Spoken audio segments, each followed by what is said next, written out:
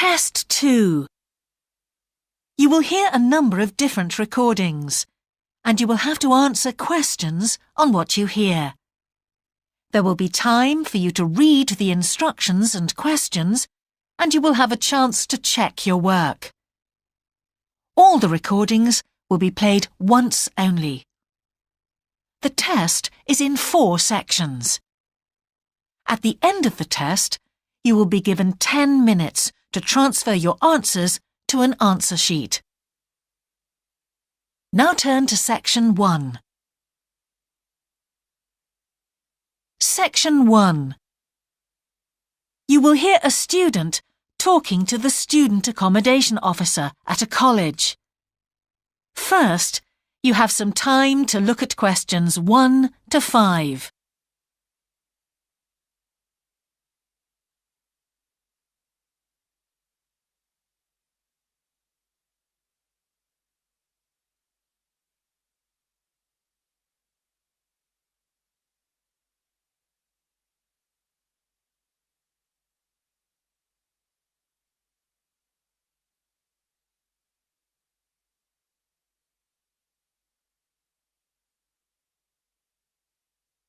You will see that there is an example that has been done for you. On this occasion only, the conversation relating to this will be played first. Good morning. Can I help you? Yes, I've just been accepted on a course at the university and I'd like to try and arrange accommodation in the hall of residence. Yes, certainly. Please sit down. What I'll do is fill in a form with you to find out a little more about your preferences and so forth. Thank you. The student wishes to arrange accommodation in a hall of residence, so hall has been written in the space. Now we shall begin. You should answer the questions as you listen, because you will not hear the recording a second time. Listen carefully and answer questions 1 to 5. Good morning. Can I help you? Yes, I've just been accepted on a course at the university and I'd like to try and arrange accommodation in the hall of residence. Yes, certainly. Please sit down. What I'll do is fill in a form with you to find out a little more about your preferences and so forth. Thank you. So, first of all, can I take your name? It's Anu Bhatt. Could you spell your name, please? Yes, ANUBHATT. Thanks. And could I ask your date of birth? The 31st of March, 1972. Thank you. And where are you from? India. Oh, right. And what will you be studying? I'm doing a course in nursing. Right, thank you. And how long would you want to stay in hall, do you think? Well, it'll take 3 years, but I'd only like to stay in hall for 2. I'd like to think about living outside for the 3rd year. Fine. And what did you have in mind for catering? Do you want to cook for yourself or have all your meals provided? That's full board. Is there something in between? Yes, you can just have evening meal provided, which is half board. That's what I'd prefer. Yes, a lot of students opt for that. Now, with that in mind, do you have any special diet, anything we should know about? Yes, I don't take red meat. No red meat. Before you hear the rest of the conversation, you have some time to look at questions 6 to 10.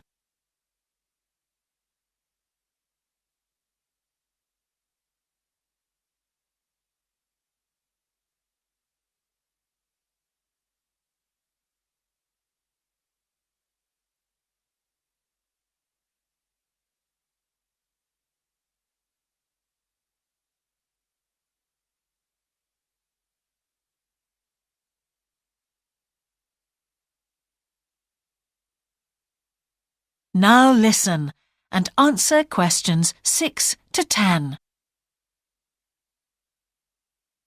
Now, thinking about the room itself, we have a number of options. You can have a single study bedroom or you can have a shared one. These are both what we call simple rooms. The other alternative is to opt for a single bedsit, which actually has more space and better facilities. There's about £20 a week difference between them. Well, actually my grant is quite generous, and I think the bedsit sounds the best option. Lovely. I'll put you down for that, and we'll see what availability is like. Now, can I ask some other personal details which we like to have on record? Yes, of course. I wonder if you could let us know what your interests are. This might help us get a closer match for placing you in a particular hall. Well, I love the theatre. Right. And I enjoy sports, particularly badminton. Ah, that's worth knowing. Now, what we finish with on the form is really a list from you of what your priorities are in choosing a hall, and we'll do our best to take these into account. Well, the first thing is I'd prefer a hall where there are other mature students, if possible. Yes, we do have halls which tend to cater for slightly older students. And I'd prefer to be out of town. That's actually very good for you because we tend to have more vacancies in out-of-town halls. Lucky. Yes. Anything else? Well, I would like somewhere with a shared area, a TV room, for example, or something like that. It's a good way to socialise. It certainly is. That's it. Now, we just need a contact telephone number for you. Oh, sure, I'll just find it. It's 667549. Great. So we'll be in contact with you as soon as possible. That is the end of section 1. You now have half a minute to check your answers.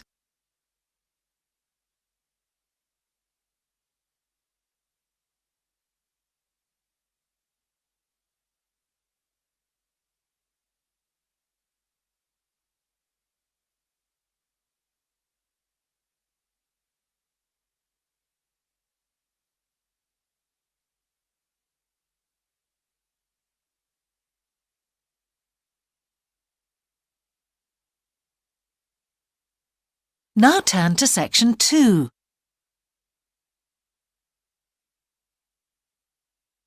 Section 2. You will hear a man giving a talk to new members of a wildlife club in the south of England. First, you have some time to look at questions 11 to 13.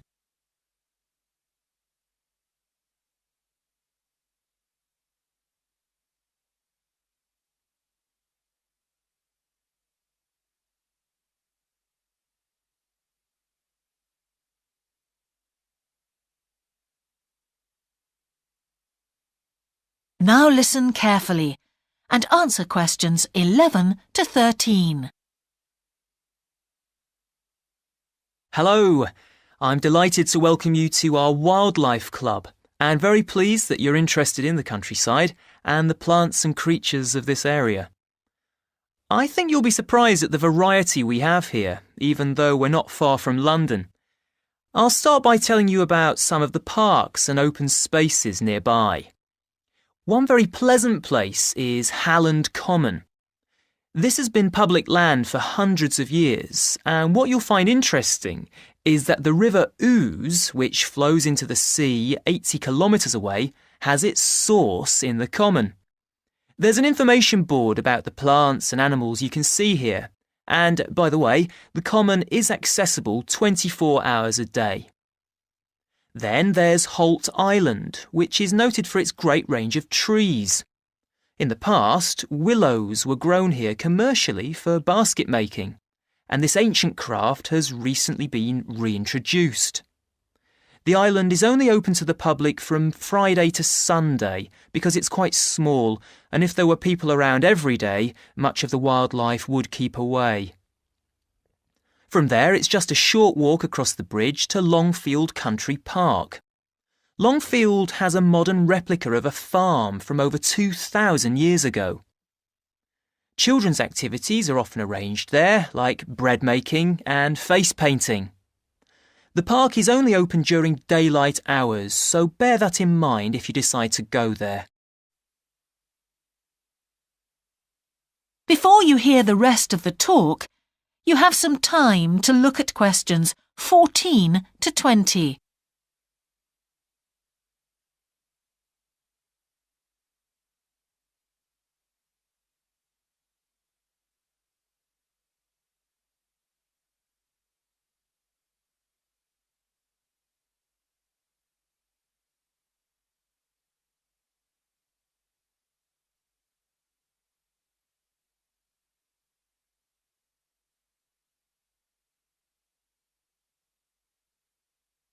Now listen and answer questions 14 to 20.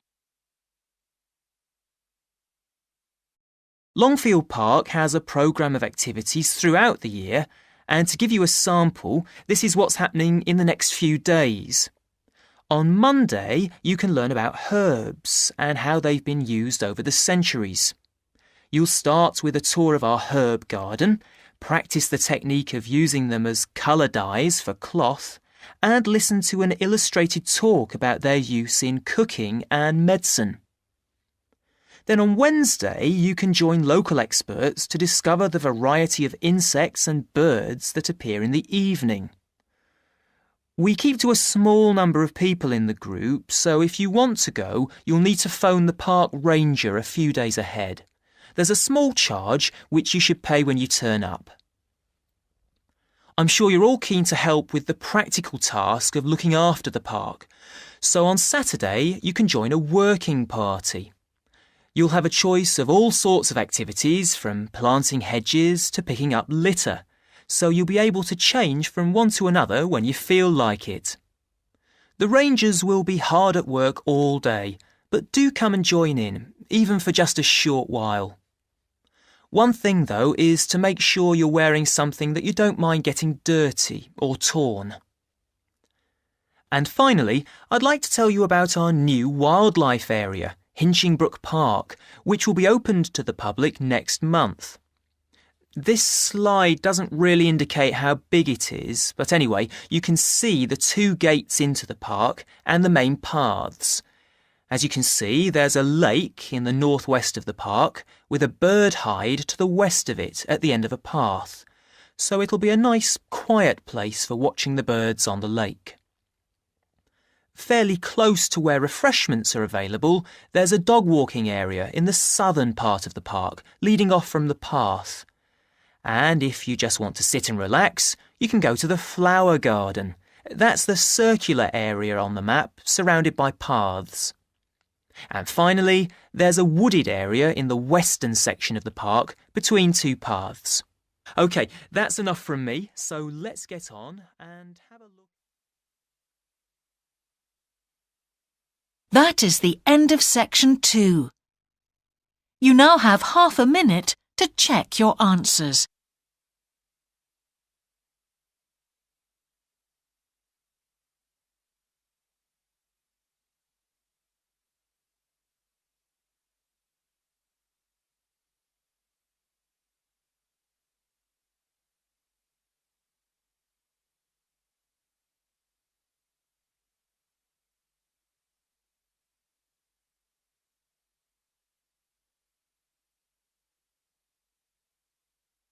Now turn to section 3.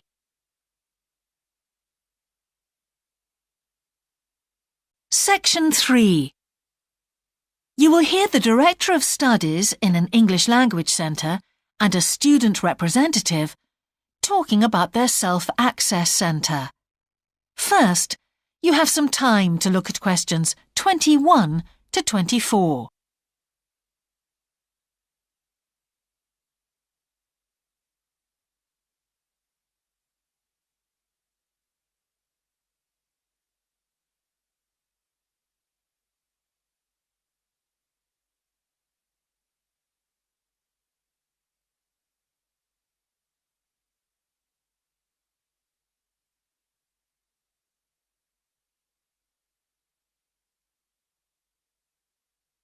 Now listen carefully and answer questions 21 to 24. Hi, Yun. As you know, I've asked you here today to discuss the future of our Self-Access Centre. We have to decide what we want to do about this very important resource for our English language students. So, can you tell me what the students think about this? Well, from the students' point of view, we would like to keep it. The majority of students say that they enjoy using it because it provides a variation on the classroom routine, and they see it as a pretty major component of their course. But we would like to see some improvements to the equipment, particularly the computers. There aren't enough for one each at the moment, and we always have to share. Well, yes, The teachers agree that it is a very valuable resource, but one thing we have noticed is that a lot of the students are using it to check their personal emails.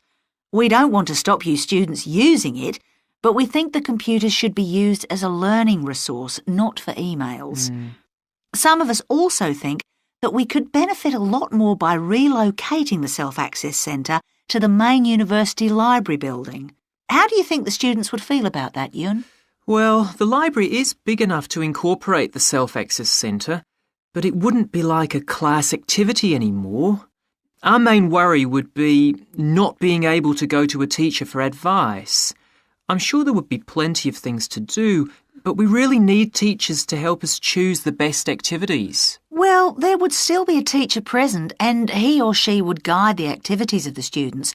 We wouldn't just leave them to get on with it. Yes, but I think the students would be much happier keeping the existing setup. They really like going to the Self-Access Centre with their teacher and staying together as a group to do activities. If we could just improve the resources and facilities, I think it would be fine. Is the cost going to be a problem? It's not so much the expense that I'm worried about, and we've certainly got room to do it, but it's the problem of timetabling a teacher to be in there outside class hours. If we're going to spend a lot of money on equipment and resources, we really need to make sure that everything is looked after properly. Anyway, let's make some notes to see just what needs doing to improve the centre. Before you hear the rest of the conversation, you have some time to look at questions 25 to 30.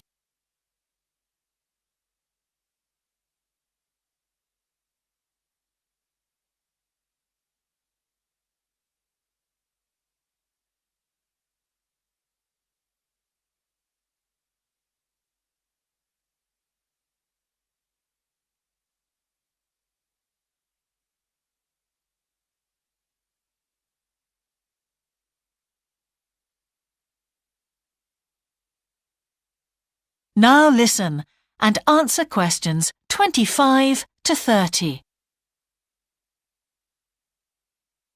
Now, what about the computers? I think it might be a good idea to install some new models. They would take up a lot less room, and so that would increase the workspace for textbooks and so on. That would be great. It is a bit cramped in there at times.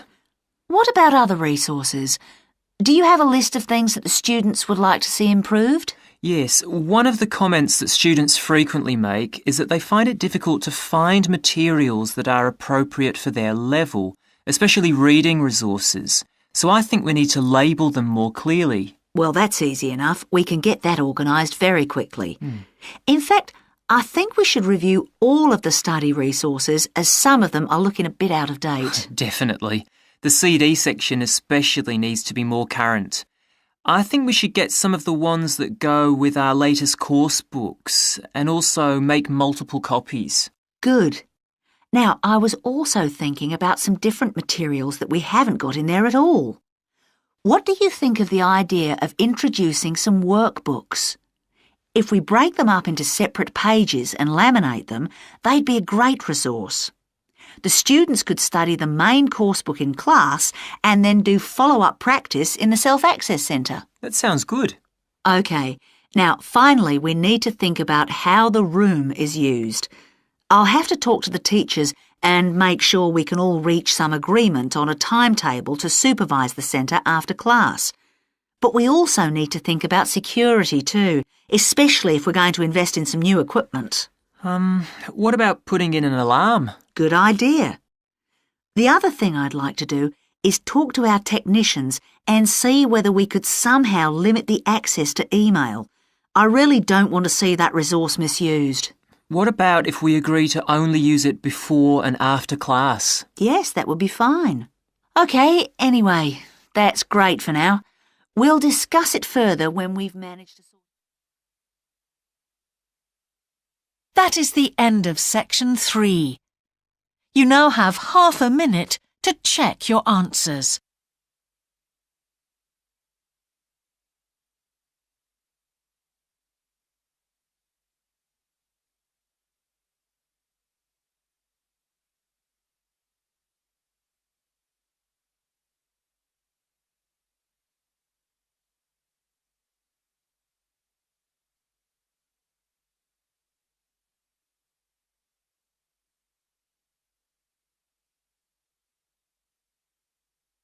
Now turn to section 4.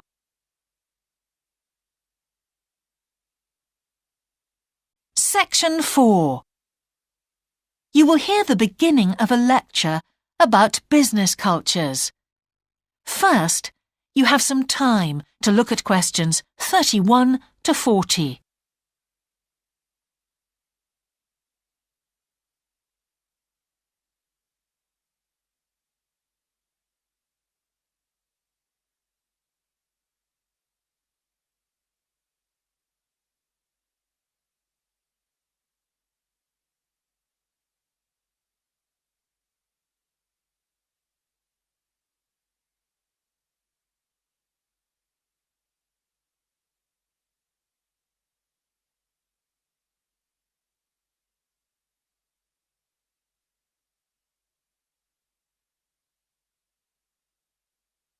Now listen carefully and answer questions 31 to 40. Good morning, everyone. Now, whether you're going to university to study business or some other subject, many of you will eventually end up working for a company of some kind. Now, when you first start working somewhere, you will realize that the organization you've joined has certain characteristics. And we often refer to these social characteristics as the culture of the organization. This includes its unwritten ideas, beliefs, values, and things like that. One well-known writer has classified company cultures by identifying 4 major types. The first type is called the power culture, and it's usually found in small organizations. It's the type of culture that needs a central source of power to be effective. And because control is in the hands of just 1 or 2 people, there aren't many rules or procedures. Another characteristic is that communication usually takes the form of conversations rather than, say, formal meetings or written memos. Now, one of the benefits of this culture is that the organization has the ability to act quickly. So it responds well to threat or danger on the one hand, and opportunity on the other. But on the negative side, this type of organization doesn't always act effectively, because it depends too much on 1 or 2 people at the top, and when these people make poor decisions, there's no one else who can influence them. And the kind of person who does well in this type of business culture is one who is happy to take risks, and for whom job security is a low priority. The next type is known as role culture. That's R-O-L-E, not R-O-double-L, by the way. And this type is usually found in large companies, which have lots of different levels in them. These organizations usually have separate departments that specialize in things like finance or sales or maintenance or whatever. Each one is coordinated at the top by a small group of senior managers, and typically everyone's job is controlled by sets of rules and procedures. For example, there are specific job descriptions, rules for discipline, and so on. What are the benefits of this kind of culture? Well, firstly, because it's found in large organizations, its fixed costs, or overheads as they're known, are low in relation to its output or what it produces. In other words, it can achieve economies of scale. And secondly, it is particularly successful in business markets where technical expertise is important. On the other hand, this culture is often very slow to recognize the need for change, and even slower to react. What kind of person does this type of culture suit? Well, it suits employees who value security and who don't particularly want to have responsibility.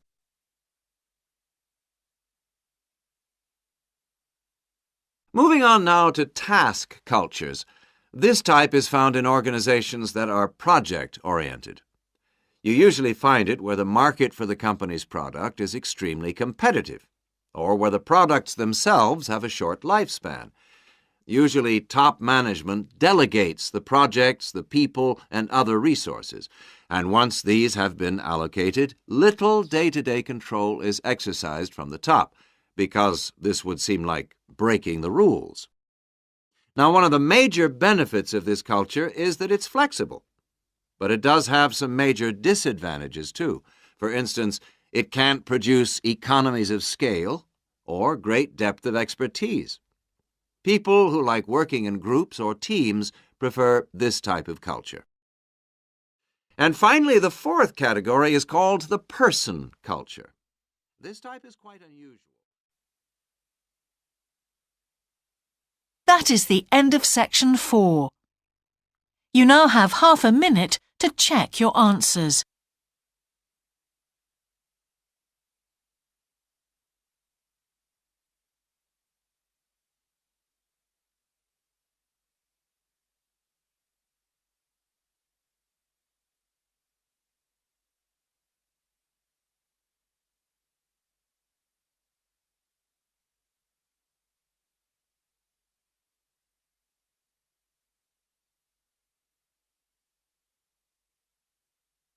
That is the end of the listening test.